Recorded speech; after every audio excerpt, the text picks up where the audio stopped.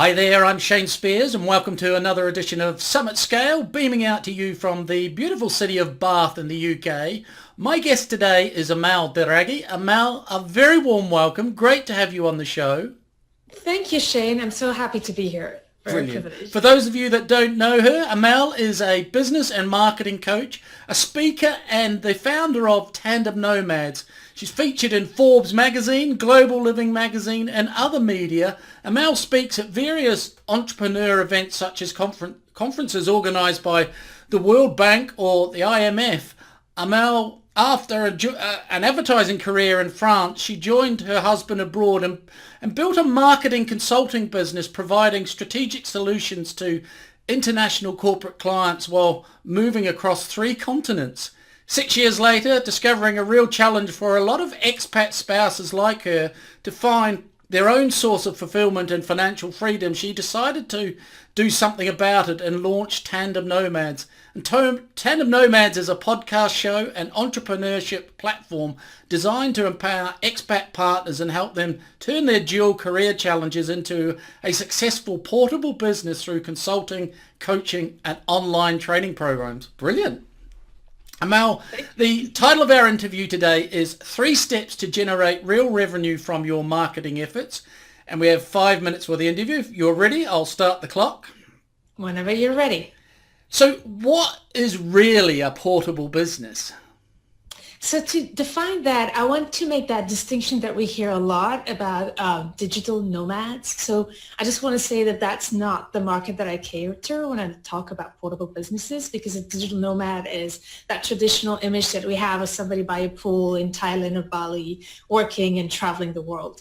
I'm focusing on those who actually need to move to a different country and settle there financially, administratively, and who actually move regularly from a country to another, but actually move there with their kids and their whole life is moved from their whole base, administrative base is moved with them. So that's a whole set of challenges that digital nomads don't have when they go, because their tax base is still at home. Yeah. And so what are the mistakes, major challenges for people in this area, solopreneurs? Just to answer real quick that question about portable business. So the portable business is that business that allows you to move from a country to another without getting disrupted, right?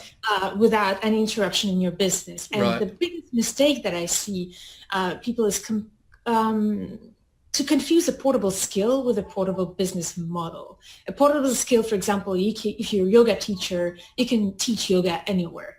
But if your business model is not portable, while you are in a transition, moving from a country to another, settling down, you have to find new clients and etc. So your revenue is not continuous while you're transitioning. So that's the biggest mistake that I see people like confusing when they're trying to build a portable business, confusing portable skill with an actual portable business model that allows you to have continuity in your business and your revenue streams. Right. And it's like you're not stopping one business and starting a new. You're carrying the business through and carrying on trading, as it were, Exactly. through that transition. Exactly. Wow. Yeah. And so talk about then how you simplify marketing and sales in that scene. How do you win new clients or retain clients as you go through that transition? That's a great question, because what I notice is that some people have this image of marketing as this complex, world of so many strategies and so many ways to promote social media, events, etc. And I want to invite everyone to think of market and all of those aspects as just tools to market, but to think about marketing as 4 simple questions, actually. If you want to have a really good marketing strategist, you need, first of all, to know who is your ideal customer. That's the most important thing. And a lot of people miss that out, being able to define their specific niche. The second, once we know who's the ideal customer, is to be able to answer that question, where is my ideal customer? And how do I reach out to them? That's really, really important. Like, first, who it is and where they are. Yeah. The third question is, how do I convert them into customers? And that's like working on your funnel from prospects to sales. And that's really, really important. And then fourth, a lot of people think that marketing and sales stop once the sales is made. And I say, no, please make sure to focus on answering this fourth question, which is how do I make sure that my customers are satisfied and will be satisfied also to generate more clients by recommendations and word of mouth. Right. So four very important questions. And for me, that simplifies everything that we can think about and all the overwhelms that marketing can feel like. Wow. And then, so to kind of taking that step further, what do solopreneurs have to focus on to have a successful business and convert their marketing efforts into revenue? Yeah.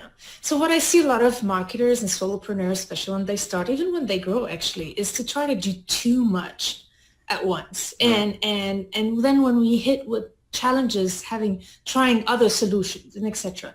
What I think is very important, be it when we're starting a business or running or scaling a business, there are three major steps that I call my 3 C's. The first one is clarity. The second one is conversion.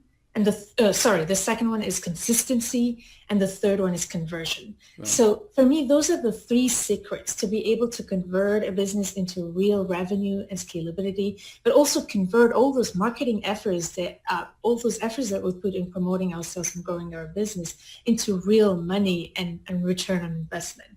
So the first one, clarity. I think it starts with really knowing why we're doing what we're doing and what's the vision we want for our businesses, but also knowing clearly our niche, knowing clearly their needs, listening, spending time listening, doing market research. I see so many people missing out, Yeah. not doing that market research, and clarifying real clearly their business model and their revenue streams. So a lot of things to think about before even when we already have a business and stumble with a challenge, I really invite everybody to go through that exercise. First, clarity. What has to be clear to me right now, and how can I define the problem I have right now?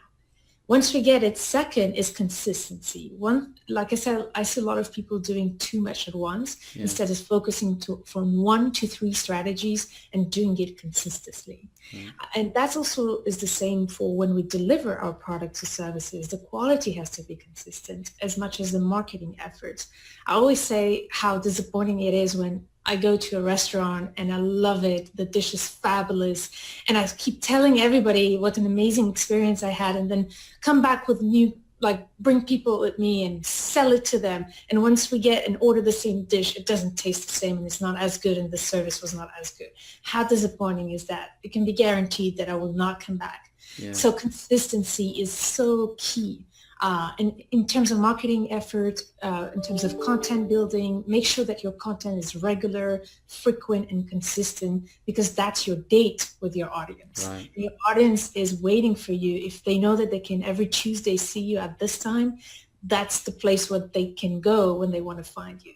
So very, very important to do that. And third, once you have those 2 first steps, make sure that it's actually converting. So think about your business model. And also another thing I see a lot of people not doing is really keeping a good track of their expenses and their revenue and defining their goals every month and saying, this is what I have to do to reach that goal. And it's not something that people do consistently, actually. Keep track of their revenues and their expenses and see how that's generating. And finally, my last tip for conversion is keep all your data in one place. You need to keep track of your statistics and analytics in one place so that you can really compare everything.